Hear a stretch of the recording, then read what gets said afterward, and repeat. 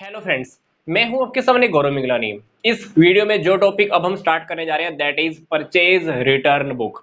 इस टॉपिक से पहले हम purchase book, sales book, cash book का कंप्लीट चैप्टर और कैश बुक तक के सारे चैप्टर्स ऑलरेडी कवर कर चुके हैं। तो मैंने पीछे वाली वीडियोस के लिंक, प्लेलिस्ट के लिंक आपको इसी वीडियो के डिस्क्रिप्शन बॉक्स में दिए हुए हैं। अगर आप ये टॉपिक समझने जा रहे हैं तो आपको इससे पहले एक टॉपिक बहुत ध्यान से समझना होगा कि सब्सिडरी बुक्स की हमें जरूरत क्यों होती है। तो why there is need of subsidiary books, इस वीडियो का लिंक मैंने आपको इसी वीडियो के डिस्क्रिप्शन बॉक्स में दिया हुआ है, क्योंकि अगर आप वो टॉपिक समझ जाते हैं तो सब्सिडरी बुक्स के टॉपिक्स को समझना हमारे लिए और भी इजी हो जाता है। अब हम देख लेते हैं परचेज रिटर्न बुक का फॉर्मेट। परचेज रिटर्न बुक का ये कंप्लीट फॉर्मेट है जिसमें हमारे पास 10 कॉलम्स हैं।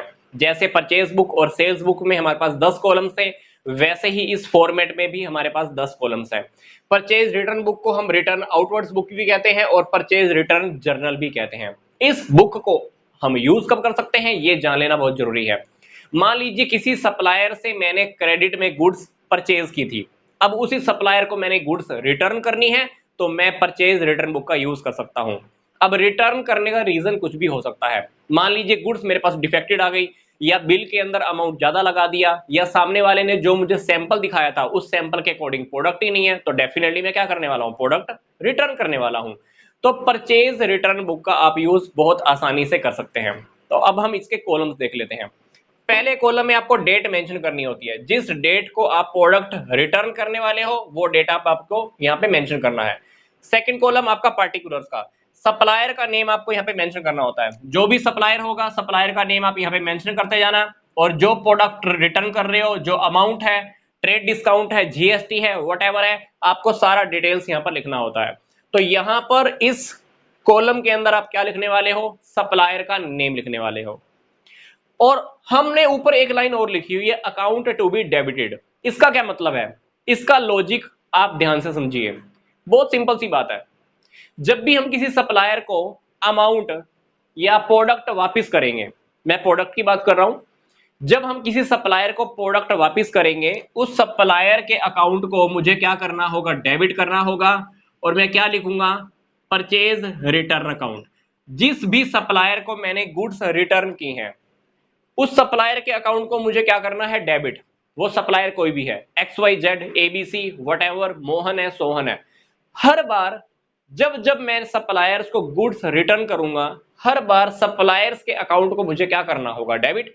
क्योंकि परचेज रिटर्न के केस के अंदर आप सप्लायर्स को हर हालत में क्या करते हो, डेबिट करते हो। इसलिए मैंने यहां पर ऑलरेडी पहले से ही मेंशन कर दिया, अकाउंट टू बी डेबिटेड। मतलब यहां पर जितने भी सप्लायर्स के अकाउंट नेम मैं मेंशन करने वाला हूं, बाय डिफॉल्ट मैं उसको क्या करने वाला हूं, डेबिट करने वाला हूं। इसलिए मैंने बात ऊपर से पहले से ही मेंशन कर दी है। तो इसलिए आपको यहां पर बार बार डेबिट वर्ड यूज करने की जरूरत नहीं है, क्योंकि जब आप किसी सप्लायर का नेम यहां पर मेंशन करोगे तो उसके सामने आपको डेबिट नहीं लिखना, क्योंकि ये बात आपने पहले से ही ऊपर मेंशन कर दी है। नेक्स्ट कॉलम है हमारे पास डेबिट नोट का। यहां पर डेबिट नोट हमने क्यों लिखा हुआ है, सोचकर देखिए। जब हम सप्लायर्स को गुड्स रिटर्न करते हैं तो सप्लायर के अकाउंट को हम क्या कर रहे हैं, डेबिट कर रहे हैं। तो हम सप्लायर को एक डेबिट नोट भेजेंगे कि भाई मैंने अपनी बुक्स में तेरे वाला अकाउंट डेबिट कर दिया है। तो सप्लायर को हम एक डेबिट नोट भेजेंगे जो इस बात को मेंशन करता है, इंडिकेट करता है कि सामने वाले के अकाउंट को मैंने क्या कर दिया है, डेबिट कर दिया है। नेक्स्ट कॉलम है हमारे पास एलएफ का, बोले तो लेजर फोलियो, क्योंकि परचेज रिटर्न बुक के बाद हमको लेजर्स भी बनाने होते हैं। नेक्स्ट कॉलम है हमारे पास डिटेल्स का।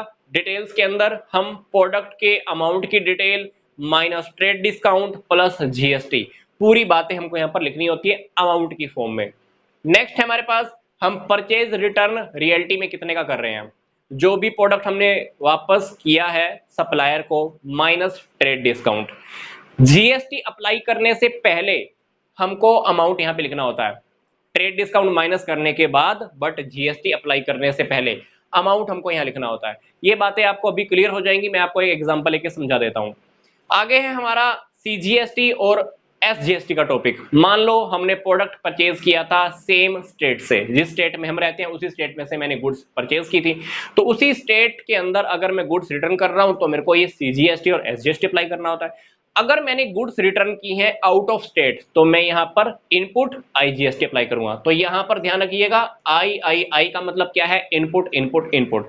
ये दो कॉलम्स सेम स्टेट के लिए यूज होते हैं और ये कॉलम जब आप out of state goods return करोगे तब यूज करोगे। टोटल अमाउंट के अंदर आपको क्या लिखना होता है, जो भी प्रोडक्ट आपने वापस किया है उसका total amount minus trade discount plus GST. तो इस कॉलम का भी रियलिटी में क्या मीनिंग है आपको अभी एक एग्जांपल के थ्रू मैं समझा देता हूं। मान लीजिए आपने किसी सप्लायर को 10 जून को गुड्स रिटर्न की है, उस सप्लायर का नेम है ABC लिमिटेड, उसका एड्रेस है मान लो हैदराबाद का। तो आपने क्या किया, उस सप्लायर का नेम लिखा, उसका एक छोटा सा एड्रेस आपने यहां मेंशन कर दिया। मान लो आपके पास कोई कंप्यूटर आया था जो सही नहीं चलता या कोई प्रॉब्लम है, व्हाटएवर है, आपका मान लो कंप्यूटर का ही काम है और आप कंप्यूटर रिटर्न कर रहे हो, आपका कंप्यूटर का काम है, ध्यान रखिएगा। तो आपका कंप्यूटर आपके लिए क्या हो गया, गुड्स हो गया। तो आपने क्या किया, एक कंप्यूटर मान लो उसको रिटर्न कर दिया है। कंप्यूटर था मान लो, एक कंप्यूटर आपने रिटर्न किया है मान लो 30,000 का, तो डेफिनेटली आप यहां पर अमाउंट लिख दीजिए 30,000। और अगर आपने उसको डेबिट नोट भी भेजा है तो डेबिट नोट आपको यहां पे मेंशन करना है। और एक मान लो लैपटॉप था मान लो 50,000 का, तो एक लैपटॉप 50,000 का, या मान लीजिए दो लैपटॉप ले लेते हैं चलो, 1,00,000। तो आपने सामने वाले को 1,30,000 रुपए का अमाउंट रिटर्न करना है या गुड्स उतना रिटर्न करना है, इतने गुड्स का अमाउंट रिटर्न करना है। तो अभी हमको क्या करना है, इसमें से ट्रेड डिस्काउंट माइनस अप्लाई करना है। ट्रेड डिस्काउंट आपको क्वेश्चन के अंदर मान लो दिया हुआ है, ट्रेड डिस्काउंट है मान लो 10%, तो ट्रेड डिस्काउंट माइनस कितना हो गया, 13,000 रुपए। तो 1,30,000 रुपए में से 13,000 जब आप माइनस करोगे तो आपके पास हो गया 1,17,000 रुपए। अब क्वेश्चन के अंदर मान लो आपके पास जीएसटी भी दिया हुआ है, 9% सीजीएसटी और 9% एसजीएसटी। जस्ट मैं एग्जांपल लेके बता रहा हूं, इतना मान लो जीएसटी भी दिया हुआ है। तो 1,17,000 के ऊपर आपने 9% जीएसटी अप्लाई करना है। तो ये बन गया आपका 10,530 और 10,530। तो आपने रियलिटी में क्या करना है, इसका टोटल कहाँ लिखना है, इसका आपको टोटल लिखना है टोटल अमाउंट वाले कॉलम में। ये देखिए, ये आपने यहां लिख दिया। अब ट्रेड डिस्काउंट माइनस करने के बाद रियलिटी में अमाउंट कितना था, 1,17,000, तो आप 1,17,000 यहां लिखिए, जीएसटी का टॉपिक जीएसटी वाले कॉलम में। अब क्योंकि हमारे सामने क्या था, सीजीएसटी और एसजीएसटी, तो मैंने उसी कॉलम में ही लिख दिया।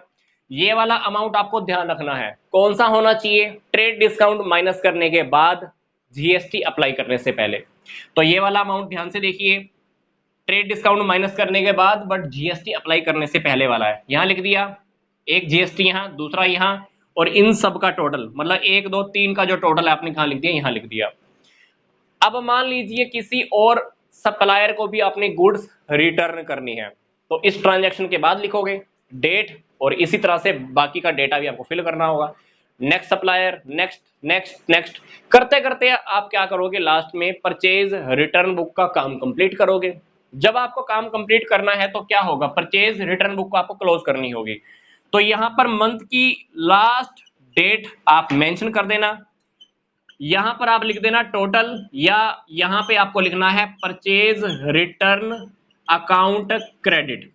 कुछ बुक्स में आप ध्यान से देखोगे कि परचेज रिटर्न बुक को क्लोज करते हुए यहां पर लिखा होता है टोटल, और कुछ बुक्स में लिखा हुआ मिलेगा परचेज रिटर्न अकाउंट क्रेडिट, क्योंकि आप परचेज रिटर्न अकाउंट को हमेशा क्या करते हो, क्रेडिट क्रेडिट क्रेडिट क्रेडिट, इसलिए परचेज रिटर्न बुक का जब आप टोटल ट्रांसफर करोगे तो वो चला जाएगा परचेज रिटर्न अकाउंट में।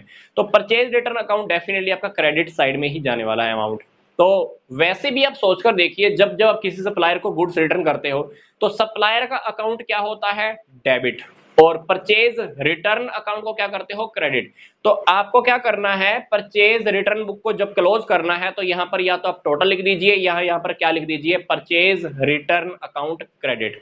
उसके बाद क्या करना है, 1 2 3 4 5, इन पांचों कॉलम्स के आपको टोटल करने होते हैं। इस कॉलम में फिलहाल मैंने कोई अमाउंट लिखा नहीं है, अगर अमाउंट होता तो उसको भी मैं यहां पर मेंशन कर देता। तो ये था हमारा परचेज रिटर्न बुक का टॉपिक। तो मिलूंगा मैं आपको अब नेक्स्ट वीडियो में। यहां तक का वीडियो देखने के लिए आपका धन्यवाद।